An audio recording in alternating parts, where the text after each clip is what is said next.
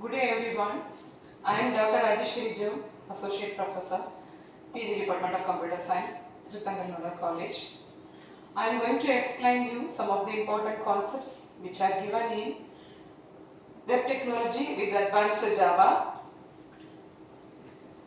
The content or the introduction to dynamic web content. Actually, this web technology and advanced Java programming, it's the theory paper which tells you about how to create the dynamic web pages. You all know we can create the web pages with the help of HTML language. HTML, and if you want to add some styles, you need to know CSS, cascading style sheet. And if you want to use XML, extensible markup language, then you have to include the code in HTML with the XML code. Then to create the dynamic web page, you have to use either dynamic HTML or JavaScript or any other scripting language.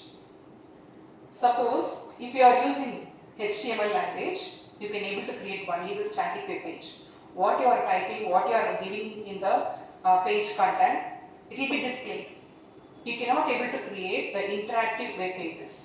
So to want to create a dynamic web page, dynamic web content, we need to know about some of the important concepts. Those concepts are Canva, HTML, HTML5, HTML5, CSS, Java Beans, servlets, Java server pages, sockets, RMA concepts, and so on. So I am going to give you a brief introduction about this web technology in this video. Next slide. Actually, the dynamic web content, as I have told you already, the dynamic web content means we are going to create the interactive web page. How to create interactive web page? How to work with interactive web page? Actually, suppose you are working with web page, you are creating the web page, you need to write the HTML code. So along with the HTML code, we can add some of the code, some of the tags like script tag or style tag to make it interactive. So this dynamic web content, it refers to the web pages that are generated in real time based on user interactions or server side logic. Sometimes you may need to update your social media data. Sometimes you may have to create the online registration forms, and sometimes you may create a survey. So sometimes you may fill up the dynamic filtering in the e-commerce sites. So in those cases, we need to give the request to the server, and the server has to process it, and it has to send back the response, and the response has to be displayed as your web page, which is called dynamic web page. So why do we need it? Why do we use it? Because it has to we have to enhance the interaction between the user, and the user experiences will be developed if you have created the interactive web pages. Next slide. See, this is the diagram which helps you to explain the concept of acting the web browser with the web server. How the web browser will react with the web server. Web browser is accessed by the client, the user. He has to send the request through the HTTP protocol, Hypertext Transfer Protocol, and it is sent to the web browser. The web browser, it has to call some application program to execute the HTTP request. So it has to call the application programming interface to process the request. Then after it's processing it, the program which is written in HTML, it has to be executed, and it has to produce the output as a dynamic web page. Then those web pages are sent to the web browser again to display it in the web browser screen. Next slide. This is three-tier architecture which is explained in web technology concept, web technology theory. It is a software architecture pattern which has 3 types of layers: presentation layer, logic layer, data link layer. So what is presentation layer? Your browser, the user one who is working with a browser, that concept, that layer is a presentation layer. There is viewers layer. Next is application layer. Application layer is the logic layer. It helps you to create the application logic. Using server-side scripting languages, we can able to work with logic layer. Next layer is data layer.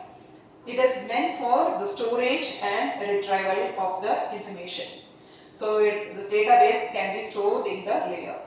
So the presentation layer, via the presentation layer, we will interact with the logic layer, and the logic layer gets help from the data layer. So this diagram helps you to get a clear-cut idea about the 3-layer architecture. What is the benefit of this architecture?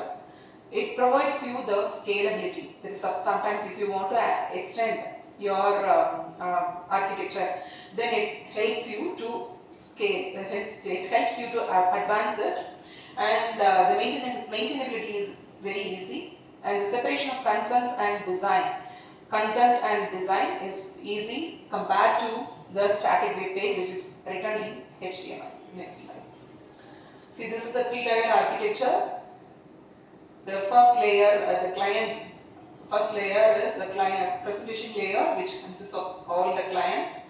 Then the application server, which is the logic layer. Then comes the data layer, which consists of data source. Next.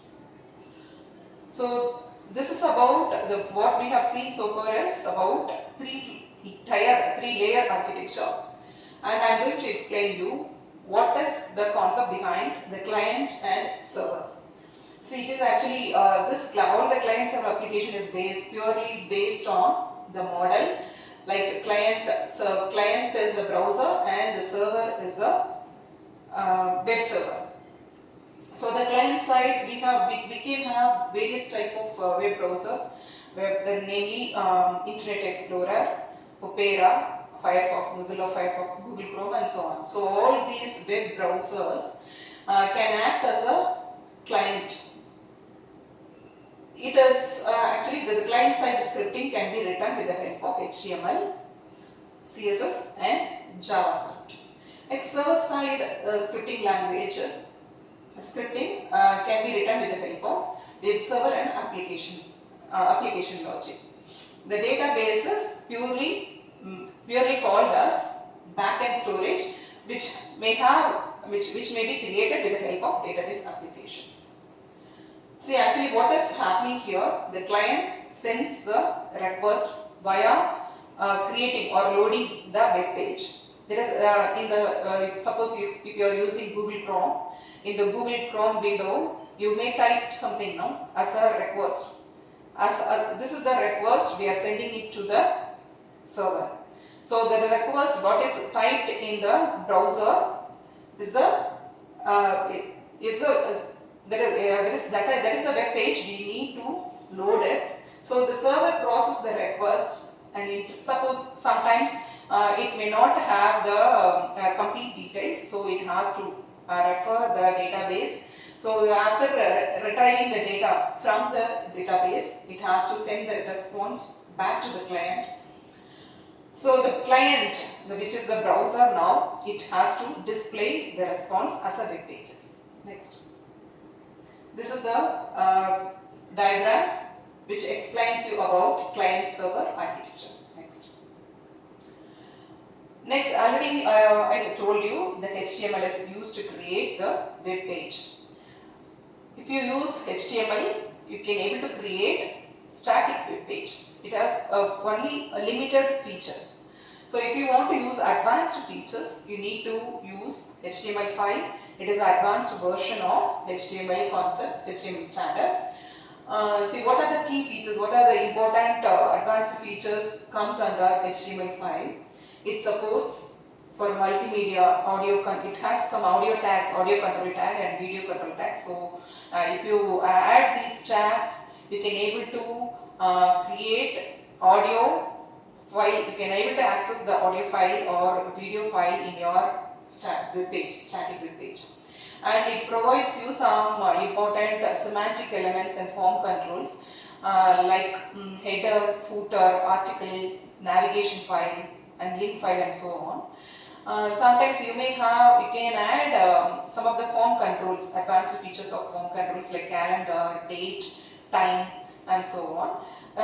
In the early stage of, in the basic version of HTML, you can able to create only the buttons, text boxes and so on. You cannot able to get the calendar control, date or time control. So with this HTML file, it provides the environment for the advanced features like calendar, date and time and so on. Next. See, HTML5, as I have told you already, it gives you how to include the audio and video files in the web page. Also, you can able to create some two-dimensional drawing with the help of canvas tag. This is very important. And I told you there are some specific elements can be added, article, footer, header and so on. So suppose if you want to create some page content, web page content, in HTML you may use p tag, paragraph tag, and you can able to create one page or half page of information. But if you want to create a big article, a big section of information, then you should use HTML5 with the help of article tag and section tag. It is possible.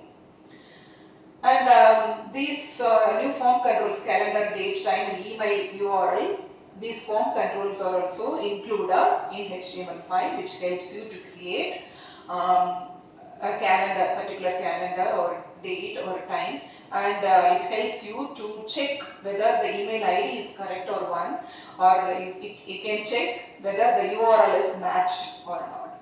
Next. Also, it provides important features like multimedia supports, offline supports. It gives you to draw two-dimensional pictures with the help of canvas tag.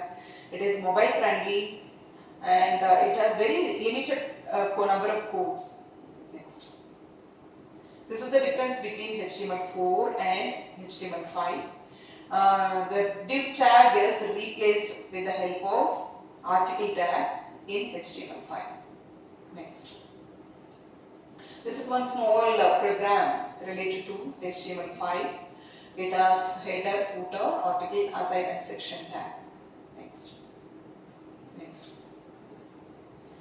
As I have told you already, the HTML5 forms, it gives you new input types like email, URL, date, color and so on. So with the help of attributes like placeholder, record, pattern, you can able to design HTML5 forms very easily. See the tag here in an example, form tag. It has to be opened with a form tag. And label, we are giving label for the email. Then input type equal to email. So we are going to create email type. So it has to check whether the email ID is matched or not, whether the email ID is given in the correct given format.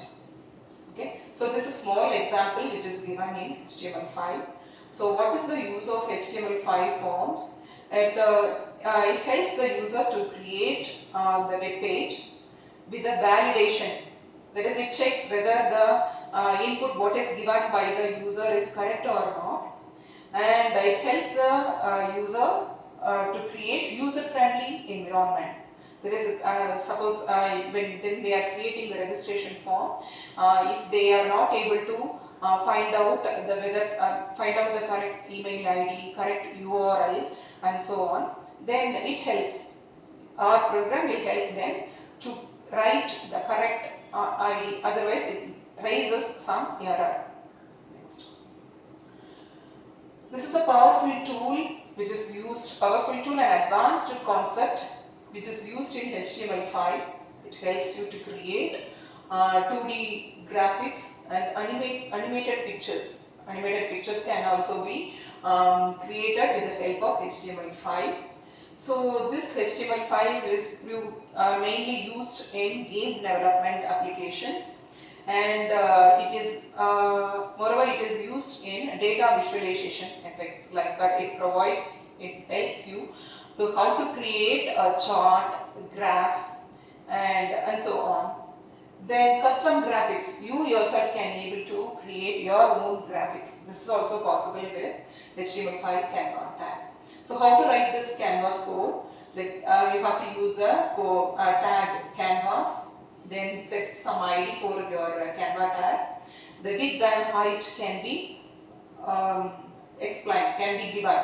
So it can be set. You can set your width and height, your value. You can set some value for the canvas. There is for the canvas means for the diagram, for the complete setup. Then within the script tag, they have given the style. First, they have specified the Canva tag. Then within the script tag, they have specified the style for the given canvas. See, Canva is equal to document.getElement by ID. Then within bracket my canvas. See, the my canvas is the ID what we have given in the first line, right? The canvas ID is my canvas. And what is document? Document is a document object model. We are going to access the document object model. It gives you to create the web document. It manipulates the web document. And getElement by ID is the method which is given in document object model. So what is the use of this getElement by ID? It is going to access only one element, that is called my canvas. My canvas ID is the ID of Canva window. Clear? Then canvas.getContext.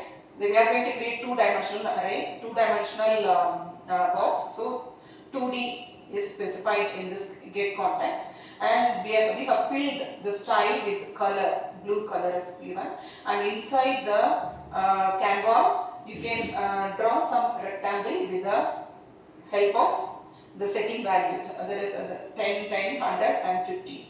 So the next slide gives you the output of the program, what is written so far.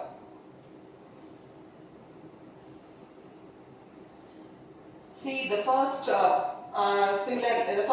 first HTML tag we have opened, then canvas tag is specified, then within the script tag I have created 3 rectangular boxes. In the two-dimensional setup I have created 3 boxes. The first box is red. It has some other width and height style, and the inside box is green. It has some other width and height. Then inside a small box which is in the blue color, it has its own style. Next, we can include audio and video controls in HTML5. This is also possible. See the example. Audio controls. It has to be opened with the tag audio controls, and it has to be closed with the. If you're closing the tag, you all know when you are writing the closing tag in the HTML, you will write the tag with the slash word. Similarly, we are going to use the same audio control tag here in HTML5 too, but we have to include a source file, which is your audio file. It has to be given in double quotes audio.mp3. And what is the type of it? We have to specify type of it. Suppose you are including video file, then also you have to type the video, which type of the video is. Next slide. This is another example for adding the audio control. Next. This is one of the example. We are going to add one movie in our HTML5 tag. So with the help of source tag movie.mp4 and movie.ogg, we are adding 2 videos in our program. So this is the output of the video. Next concept is CSS, cascading style sheets. See, what is the use of cascading style sheet? what we have seen so far is HTML and HTML5. So the HTML and HTML5 you can able to create the web page. Suppose you are setting the style for each and every tag, each and every page or each and every content. Then you may get confused. So this CSS provides you an environment to separate the content with the style. So even you can group some of the tags, some of the contents. This is also possible, and sometimes you may store your CSS file, CSS program in a separate file, and it can be included in the HTML.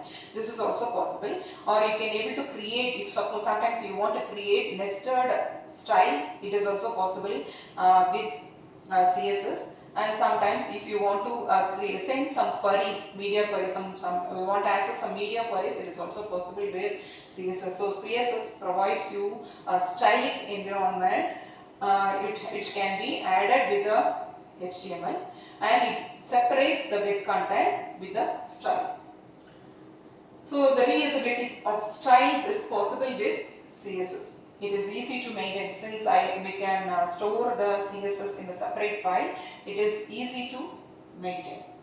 See, this is a small example they have given. Next slide. So inside the style tag, we have to write CSS coding.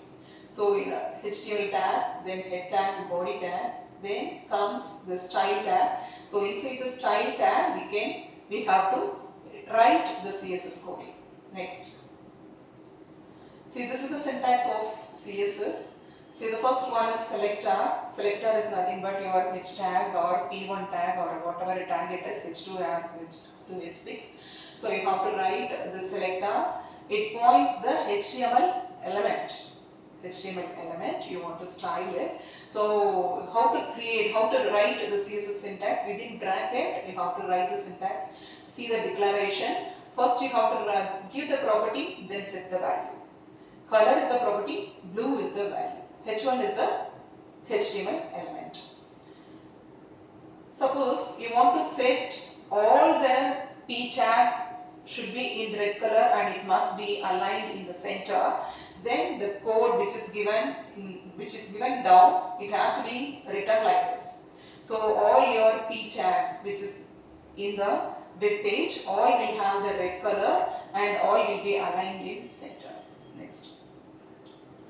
CSS selectors. CSS selectors have various styles. It has 5 categories, simple selectors.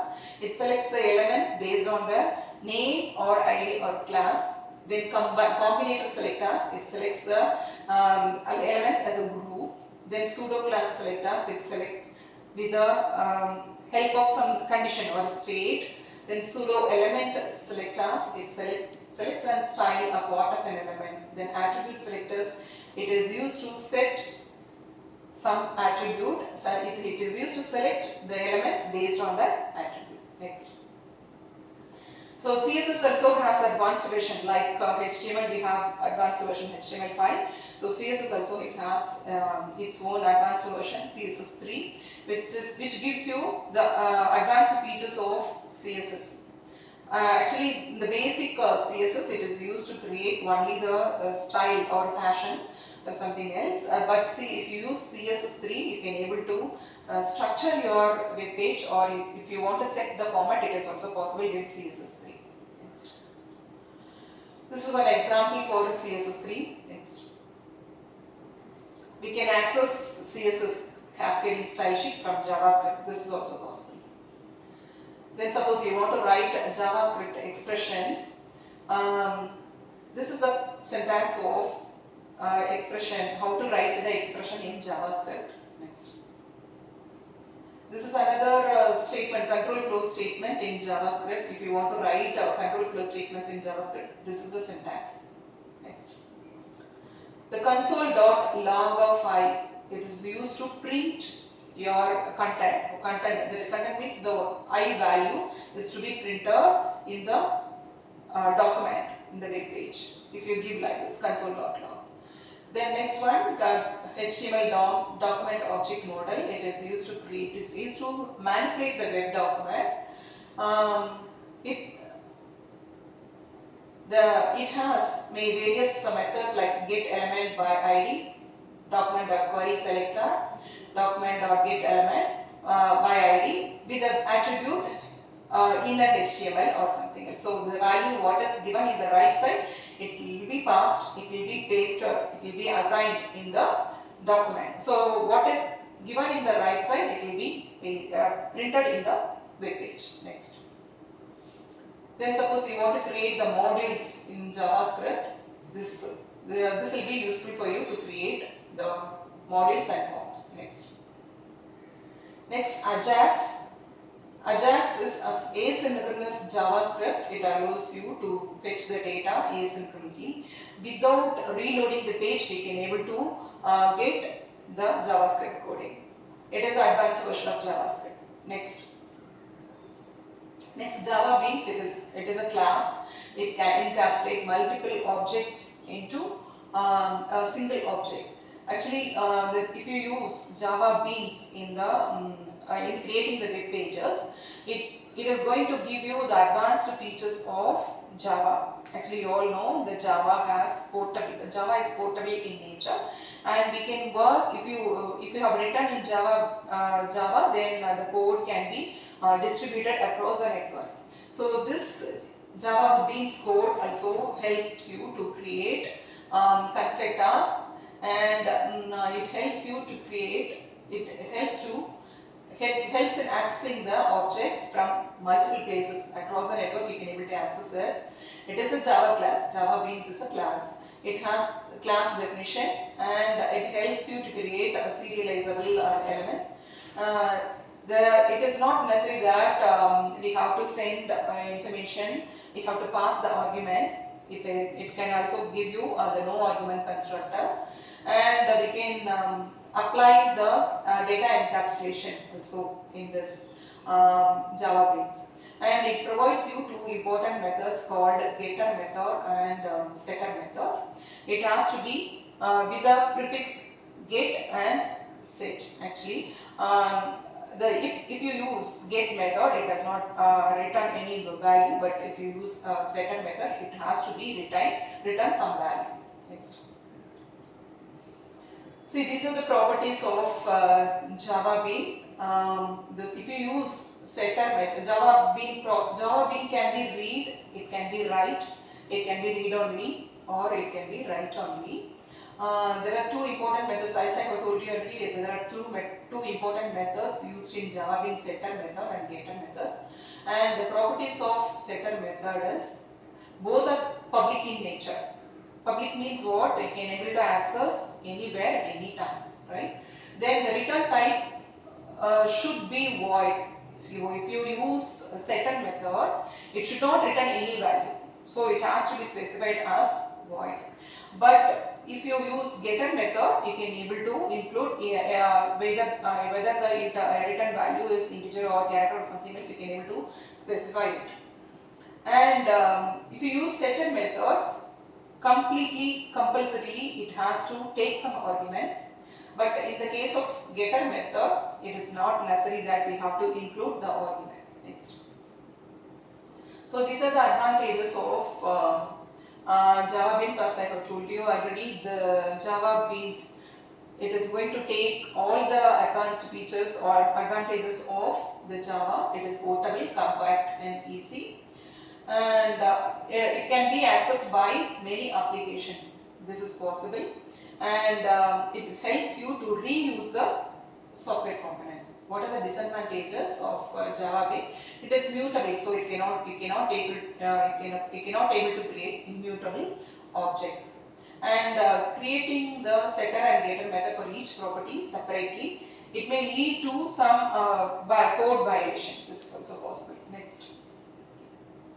So this is the benefits of Java Bean. The Java Bean is designed with the reusability in mind. Once a bean is created, it can be used across different applications.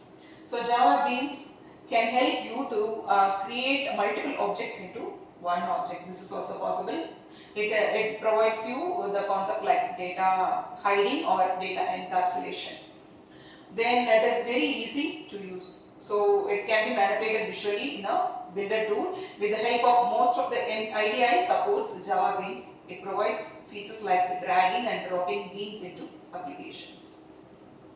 Next concept is servlet. Servlet is a technology which is used to create interactive and dynamic web page. It is robust and you can get the if you want to add extend that, it is also possible with servlet. If you have written the coding in servlet, it is possible to create the advanced version, the extended version of the web page. This is also possible. It takes advantages of CGI. It is an advanced version of CGI, Common Gateway Interface. Actually, the Common Gateway Interface, it is not portable, and servlet is portable. Since we are written the coding in Java, servlet is portable. Next. Servlet it provides an application programming interface. It has some interfaces and classes, HTTP request class and HTTP interfaces. So it can able to create the class, and it can able to extend the class. This is also possible, and it has four type of there is in the life cycle of servlet. We have four steps. First one, loading and instantiation. The second step, we have to initialize it. The third step, we have to give the service. We have to give the request to the server. The fourth one, we have to receive the response from the server. Then finally, after completing the communication, the servlet has to be destroyed. So each and every step, each and every life cycle, it has its own method. For loading and instantiation, and the servlet is loaded. For the initialization, an init of method is called. For the request and receiving the response, the service of method will be accessed. Then for destroying, for removing the servlet, we have to use destroy of method. Next concept is JSP, Java Server Pages. It is a technology it is used to create web page, but it provides you advanced version of the servlet technology. Actually, this servlet, this JSP, which helps you, which gives you the environment, which connects with JSTL. This is also possible.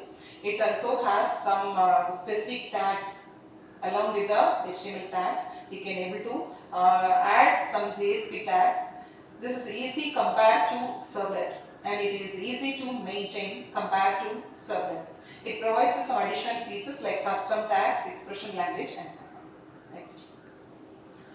Next concept is socket. It is a software endpoint or software endpoint between the client and the server. So there are two types of server sockets: client socket and server sockets. So the client socket, it is going to send the request to the server through the socket. The server socket, which is going to receive the information from the network, and it passes it to the server. So this is this socket. It helps you to create a two-way communication between the client and server. So this socket is purely bound to a specific port number. So if you know the port number, then only you can able to access the socket. Once the socket is connected, then the connection will be established. So after completing the process, there is a request and response process.